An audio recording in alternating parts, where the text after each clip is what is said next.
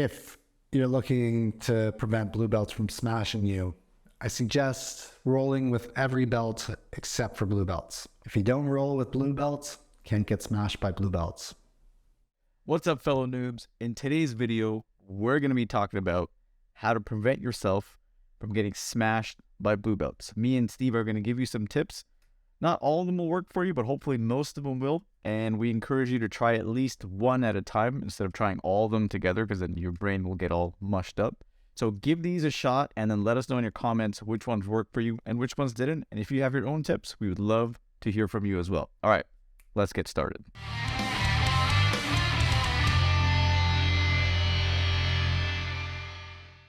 All right, my first tip to help you to prevent getting smashed by blue belts is to keep the pressure on. Give no space to this blue belt at all. Give them nothing. They deserve nothing. So I want you to do everything you can to be a bulldozer in there. Learn a little bit about pressure passing. Keep strong pressure. Keep your head centered to the chest to avoid it getting snatched. Good waist grips. If you're not pressure passing, you're using other passes, make sure you're constantly moving laterally, make them have to move and adjust to you. If you're on the bottom and you're there in your closed guard, start working your offensive attacks. So you have your arm bars, your triangles, guillotines, sweeps, kimuras. There's so much you can be actively doing. Just make sure you're also constantly trying to break their posture down. If you're inside control, active frames, make sure those frames are strong, they're actively pushing so that you can start working and adjusting to get yourself into a better position, get your knee shield back in. If you're mounted, keep the pressure on from the bottom by constantly trying to bump them off, grab an arm, get a sweep going, kipping escapes, work to get back to half guard. There's so many things you could be doing to actively keep the blue belt working. Whether you're on top or bottom, you can be keeping the pressure on. Make them keep thinking, make them keep guessing. As a blue belt, it's probably not something they're used to when rolling with white belts. All right, so the next tip I have for you is going to be pretty obvious, but very important. It is to just get stronger. I know, easier said than done, but you do have to work on your strength and conditioning to a certain degree. Now, you can just do jiu-jitsu and use that to build your endurance, your strength, your cardio. It definitely happens because you're actually working with human resistance. But I highly recommend getting on a simple basic training program. Now, I used to do powerlifting myself. So if you want a fancy training protocol with like fancy gym equipment and things like that, or even basic gym equipment, we will have a separate video on that. But for now, I'm going to list the basic exercises you need to get started. Just do them for volume because they'll build up your muscular endurance, they'll give you strength, and they'll give you a little bit of lasting ability, give you that explosive power. So just do these 5 exercises. And I recommend doing them on days you don't train. So for example, if you do jiu-jitsu Monday, Wednesday, and Friday, then Tuesday, Thursday, Saturday, you should be doing these exercises, going through a little bit of a mini workout. Now, if you want to go ham, or if you're somebody who's young and you recover really quickly, then you can just do it on the same day. So if you train jiu-jitsu at night, do these exercises or workouts in the morning. Obviously, the thing with this tip is that it'll take a compounding effect. It'll take time for for it to be beneficial. So, you're not going to get stronger in a day, but after a couple of weeks, at least a month, it'll start compounding like a snowball effect, and you'll notice yourself, you'll be lasting longer in rolls and in other places. Let's be real.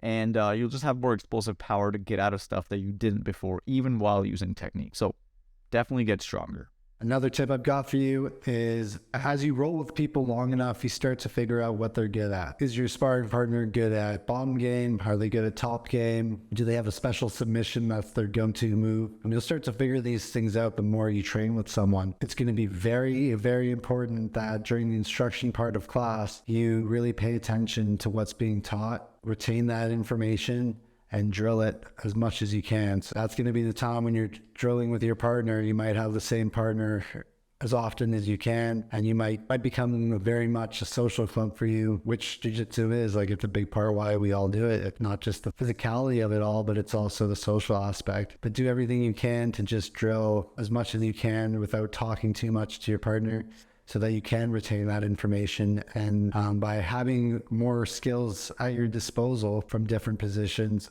you'll start to be able to implement those against what that blue belt happens to be good at or enjoys playing. And as a whole, That's going to make your entire game better no matter who you roll with. All right, my next tip is going to be to have some go-to escapes that you can rely on without having to think about it too much, okay?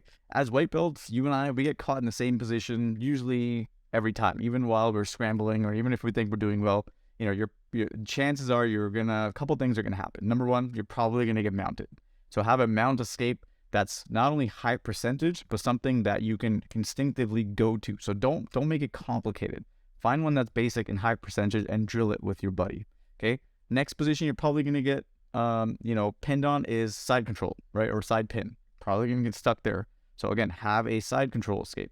Next one, maybe back take is definitely key. I get my back taken as a white belt from higher level belts, and I've tried my best to have a couple defenses for that, and I've actually gotten out a couple times. So that's something that you definitely want to have in your back pocket. And then maybe one or two common submissions. The couple submissions that I get caught in all the time that I've noticed that now I'm starting to have a go-to defense for is the triangle, the head and arm choke, and obviously the rear naked choke. So those are the ones. I usually don't get caught in arm bars too much and heel hooks, but then again, they might not even be trying that on me. They just probably want to work their technique. Who knows? But it's just what I've been caught into.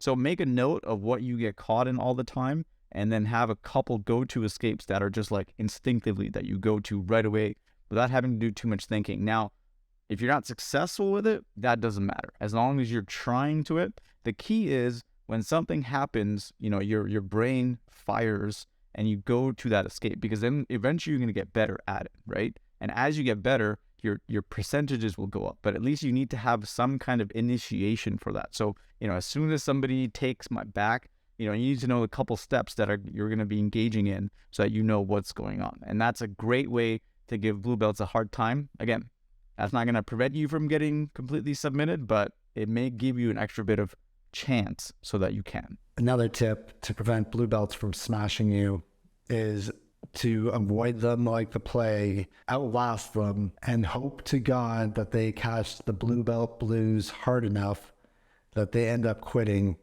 And that way, you'll never have to roll with them. All right, this next tip is my personal favorite, and that is asking blue belts to just flow with you, right? Most blue belts know what that means, and be honest about it, right? My usual setup is, hey, I would love to learn from you. I'm not very good right now. I'm trying to figure out my escapes. Would you mind flowing with me so I can kind of learn at the same time, and then you can practice on me any technique that you want. I'll be your training dummy, right? And who doesn't want that? Most blue belts will appreciate that. When I say this, they're like, okay, cool. I really want to work my arm bar or arm bar from guard. Do you mind going my guard real quick? I'm like, yeah, sure, let's do it. I'll go on their guard. I'll give them a little bit of resistance. They'll pull off their technique, and then we'll start to slowly get into that flow roll, right? And what I do with flow is anytime, I get caught or something where I'm not sure, I end up in these tangles sometimes where I'll just be like, hey, by the way, like literally in the roll, I'll be like, hey, this is awkward. What would you do in this situation since we're flowing? Would you mind telling me, or, there's something that I can do here? And they'll be like, okay, maybe you should try this or that. Another one I try and do, again, communicate this. Okay. The one thing you don't want to do is seem like you're getting an out. So for example, if they take your back, you don't want to be like, okay, wait for a second, right? That's not cool. If they earned your back, you gotta let them work on it. But flow rolling with pauses, if you let them know ahead of time, is pretty cool. I think I did this. I may have a B-roll footage that might roll up. I'm not sure, but I did this one roll with a really talented young guy where I was on bottom and I got his ankles and I got my legs around him, and then we paused for a second, and then as we pause, he's like, okay, you see how you have this leg here and this arm here and this here? This is actually a good position because it prevents me from pulling my leg out. And he tried to do that and he couldn't. I was like, oh, that's cool. And I kind of did it accidentally. So that's a good way to do that, where you can be like, okay, you're in a position where you can call a quick timeout, quick pause. That doesn't mean you give up your position or you reverse anything. You give yourself time to think, which is really important for white belts like us. Okay, sometimes we know the technique, but our thinking is slower than our body. So we need that second to be like, okay, this leg is here, that leg's there, that arm's there, his head position's here. What does that mean, right? And get them to help you give those answers. I found this very beneficial. Prevents injuries, keeps it simple, lets them work, lets you work. It's a win all around. For the blue belts that want to go ham and go hard, then it's going to be your call about whether to roll with them or not. All right, my fellow noobs, Thank you guys so much for watching and making it to the end of this video. We really do appreciate your time. If you found this video helpful in any way, shape, or form, be sure to give us a like and subscribe to this channel. We got plenty of more content planned. In fact, if you're somebody who wants to up their jiu-jitsu game, in the next video, just click somewhere on this video. We have a next video where Steve goes over simple drills that you can do at home to improve your jiu-jitsu game. You don't need any training dummy for this one. You don't need any fancy equipment. You just need yourself and a bunch of floor space to do. These are the drills that I do myself that Steve had asked me to do to improve my game. As you know, he's kind of like my jiu-jitsu mentor. So he gives me tips, and these are the same ones that I use. So go ahead and check out that video. Hopefully it'll help improve your game. And finally, we are also on the socials. So Twitter, Instagram, you'll find the links in the description or in the video, somewhere here. We'll throw it in there. So if you guys want to follow us and interact with us there, we're more than happy to chat with everybody. That's it for now. We'll see you in the next video. Peace.